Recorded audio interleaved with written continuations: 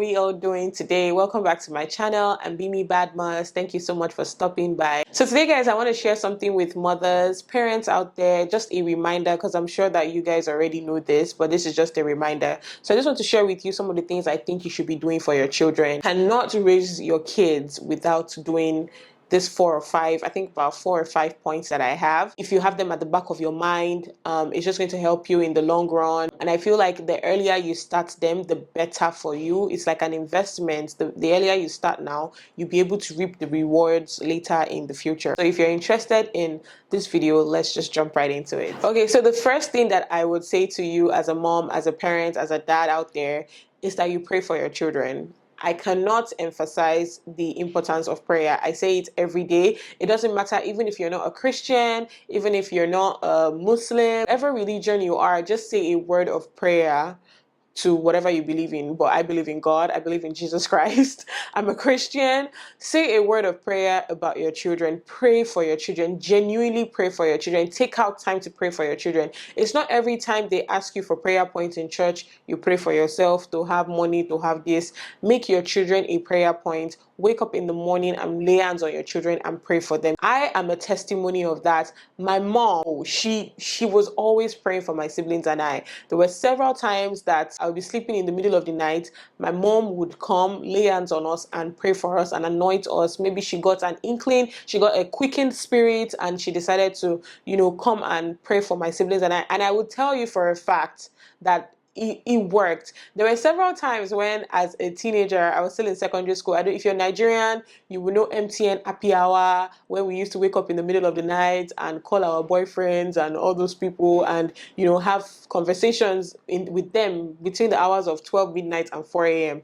There were several times that I'd be on MTN midnight call, extra, I think it was called Extra Cool or something like that. If you know what I'm talking about, just leave it in the comment section. So there were several times I would be on those calls and I'll just hear my mom open her door from our room, and the next thing is she's coming to my room. So I tell the person, hold on, I'll call you back. So I put my phone under the pillow and I pretend I'm sleeping, and I would see her. She'd lay hands on my head, she'd pray for me, even though I was a nonsense child at that time. But I can tell you for a fact that those her prayers, they worked for me, because if you've watched my testimony video, I did not give my life to Christ until several years later. I would say that it was all those prayers that she has been praying, those were the things that were carrying me through when I didn't know God for myself, and I was not having a relationship with God and talking to Him and communicating with Him. So the only thing I think that took me through, even till now, I think is my mother's prayers. There are some prayers that she prayed for me as a baby, waroko, warishe, wabimo, things like that. So those kind of prayers that you've already put out there, even as a baby, and you will continuously put out there, even when PCOS came and showed its ugly head or read its ugly head. If you don't know, I have PCOS, polycystic ovarian syndrome. That's something I'll talk about in another video. I have several videos on it already. Even when that came and, the doctor said that I wasn't going to have kids, I think that the prayer that my mom had prayed since when I was a child, continuous, I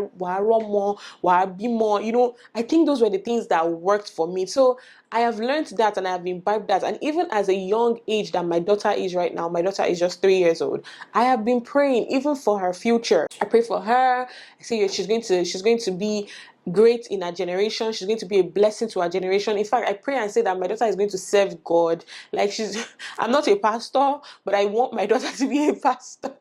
She's going to serve God.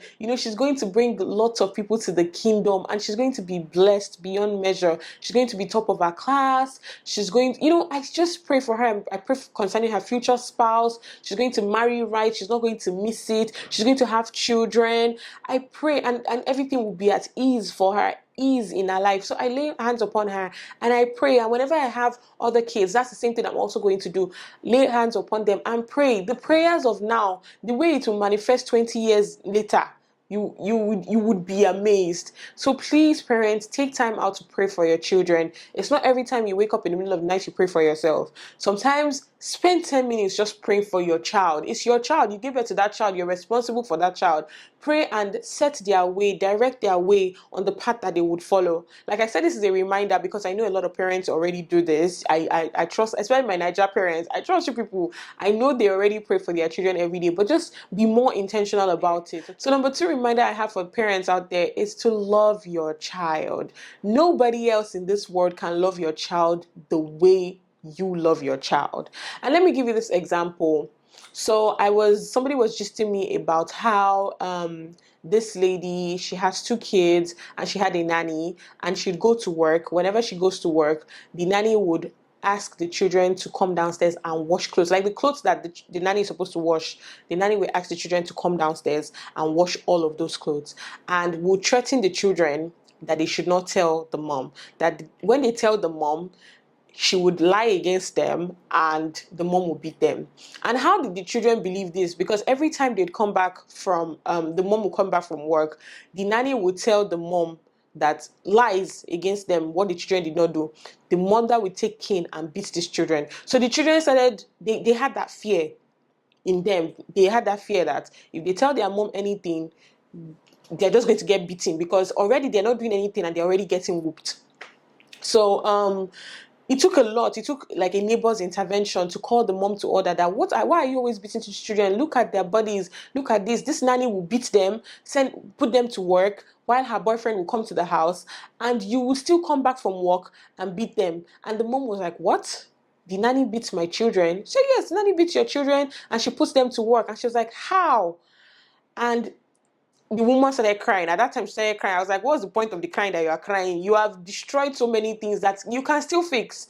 But I think it's because she did not love those children. I didn't say at the beginning, I'm saying now at the end, is that because she adopted those children. Because I asked and said, if those children were the children that she gave birth to from her own loins, I don't think she's going to treat those children that way. But then again, you adopted these children. You're supposed to love these children the way you would love children that came out of you. Because they are adopted does not mean that they are not your children. They are your children. So I'm urging parents out there, irrespective of the way you became a parent, whether you're a stepmom to someone, or you adopted, or you gave birth by yourself, or you have a surrogate, whichever way this child came to be yours, love that child. Love on your child. There is nothing as great as loving your child. See, even one of the greatest things that God taught us is how to love. So how do you not love your child? If you love your child, there's so many things. Somebody would not be able to tell you that your child did this and your child did that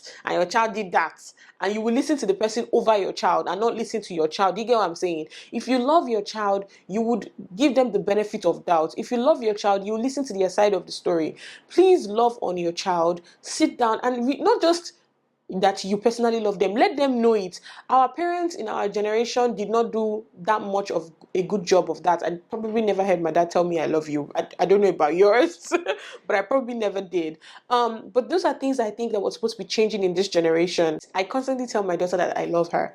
I tell her all the time, I love you, and then she tells me I love you too. And since we started like that, we're just going to continue it. Let her know when she's going into uni. The first day I drive her to uni, to her college dorm, we gonna say it, I love you, and she's gonna say it back to me. The day she's getting married, I'm gonna tell her I love you, and she's gonna say it back to me. The day she's having her child, I'm gonna tell her I love you, and she's gonna say it back to me. So let's consciously teach our children how to love. So another reminder I'm sharing this morning is that you should know your child. I know I have only one child, and I know that people say when you have 2-3 children, they differ in responsibilities and, characters and, different things like that. And I have heard mothers say, they know each of their children. So if somebody does this in the house, they know that it's this child that did it. If somebody does that in the house, they know that it's this child that did it. So I'm just reminding you today to know your children. You know your children, you know their limits, you know their weaknesses, you know their strengths. You cannot just go on living with your child every day and not know and not have this information. Consciously make an effort to know your child. Don't leave everything for school, don't leave everything for nanny. So what does your child like to do? As I am like this, I know my child's weaknesses. One of of my child is getting is doing homework. She does not like doing homework. And if she's doing the homework, there's the one that she likes doing. She likes coloring. We all know that. So anytime it's coloring, she's ready. But when it comes to what you call it, the regular come and write your 1, 2, 3s or your ABCs, my daughter will tell me, "Mommy, it's boring. Mommy, it's boring." As young as she is. So I know some of us, I know her strengths, I know her weaknesses in different areas, in talking, in speaking, in playing, in eating. And when you know your children, you know that you cannot compare them to another child. It's not possible. Even twins, is it maternal or fraternal? I mean, what are the ones that they're identical? Identical twins, they can never have the same character traits. They cannot do the same things the same way. No two persons in this world can do the same thing the same way. So why are you comparing your children to other children? I have heard people tell me, "Oh, your daughter, she talks so well. She even has an accent, and she lives in Nigeria." If I tell you that it's only that talk, like I just said, when it comes to homework, we cry. We cry to actually do the work. In fact, I tell her, I say, "Tisha, it's not about speaking spray, and speaking big grammar at your age. No, it's not about that. We must be able to do the work also." So some of you that are looking at my daughter and saying, "Oh, she talks so well," I bet if we look at your children, they probably write the 1, 2, 3s better than she do, better than she does. So you see what I'm saying? So don't compare your children. You compare your children in one aspect and then you leave out the other aspect. No, don't do that. Every child is different, and every child's milestones and growth and development is definitely going to be different. Some people will start faster than some. Like I always say, in the next 10 years, it's probably not going to matter. Take for example, you gave birth to a child in January. By December that of the same year, you give birth to a child in January 2023, right? By November of 2023, that child is about 11 months, right? Yeah. And you give birth to another child November 2023. By that November, that child is like a couple of weeks old, right? But then they're born in the same year. But see, one is in January. The one in January is already 11 months old, probably already crawling. The one you give birth to in November just came out of the belly, is not even doing anything. Guess what? In the next 10 years, they're just going to say, "Oh, these are 2023 children." Nobody's going to say who walked first or who talked first. But look at the huge margin that has happened between January and February and November. That's a huge gap. A lot has happened. The January child is already eating solids. It's already probably crawling. It's already even babbling. It's already rolling. Meanwhile, the November child just popped out of the womb. All they do is close their eyes and eat and sleep and wake up, right? But then in the next 10 years, they're probably in the same class. In the next 20 years, they're probably in the same college. And nobody is saying, "Oh, who talks first or who walks first?" So why are you comparing your children? Why? And the last reminder that I have for us today is to train your children. So I know. We live in a generation where everybody says, "Oh, you can't tell me what to do. You can't tell me what to parent. I will parent my child the way I want to parent my child." Yes, you will parent your child the way you want to parent your child. But I will be here to remind you that you train your children. We need to do better as parents. We should not make the mistakes that our parents made in their generation. Train your children. Teach your son to sweep. Teach your son to wash plates. Teach your son to cook. Cooking is a life skill. It's not a skill that they said somewhere that it's only women that should do it. As a matter of fact, I watch Food Channel a lot, Food Network. I feel like I count more male chefs than female chefs. So what are we even talking about here? Teach your children to cook. Please, it's not only when they want to be chef and they make money out of it that men start cooking. It's a basic life skill that everybody is supposed to have. Everybody's supposed to know how to cook. Please, male children, train your male children to cook. Teach them to do chores. Don't teach your female children that, it is the responsibility of the man to provide 247. How about now? Tell your female children that they can go into men-dominated fields. I'm an engineer. I'm a chemical engineer. I mean, there are a lot of female chemical engineers, but, it's not a big deal that you can thrive in it. It's this brain. It's a brain that God gave us that all of us are using. So why should a particular gender have monopoly on a particular occupation than the other one? It doesn't make any sense to me. Train your boys, train your girls. Don't have gender specific roles and responsibilities for them. No, everybody should be able to sweep, clean, wash plates, wash toilets, cook, iron clothes and different things like that. It's going to, in the long run, it's going to help all of us. By the time they grow up, there won't be any all this nonsense Twitter talk. Oh, he came to my house. She came to my house to stay for 2 days. She did not cook. You as a man, you cannot cook. All this nonsense talk. It won't be able to happen. Do you understand what I mean? Then train your children to be respectful.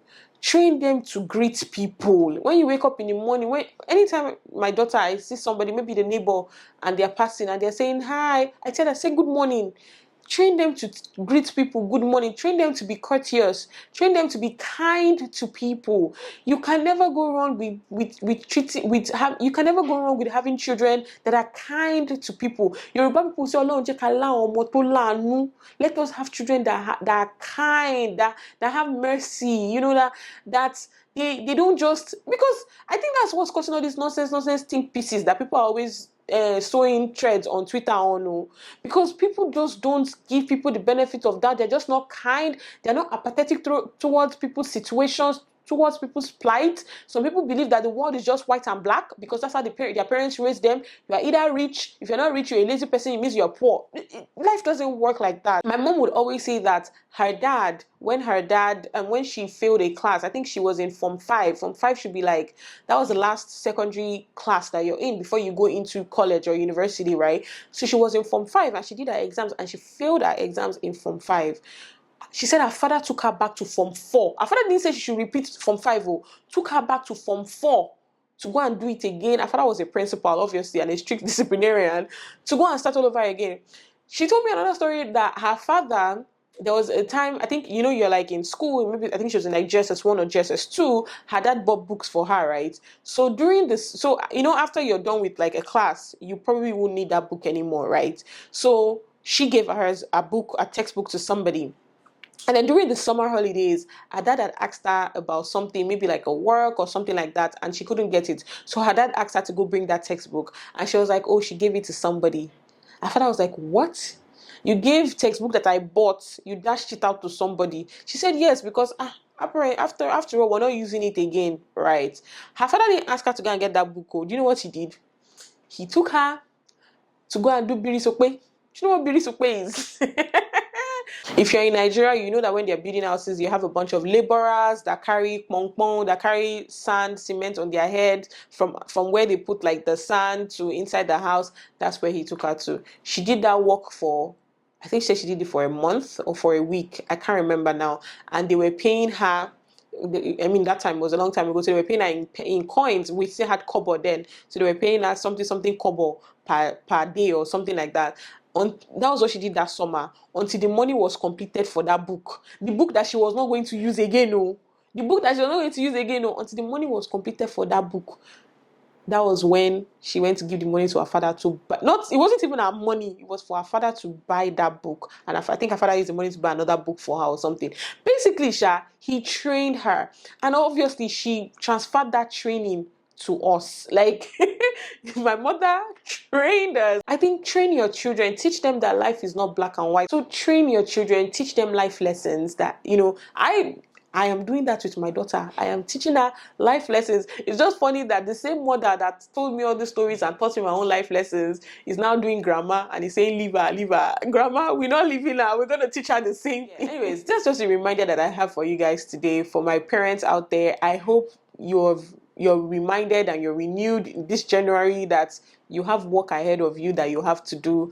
And I pray God helps you through this journey, because I know parenting journey, motherhood journey is not an easy journey, but God is going to help us and strengthen us and continue to give us wisdom, because this generation that we are raising, you people think that Gen Zs are bad. Oh God, this current generation that we are in, Jesus, my helper, is the only person that can help us. Thank you guys so much for watching this video. I hope you learned a thing or two. Share this video with somebody that you think might benefit from it in one way or the other.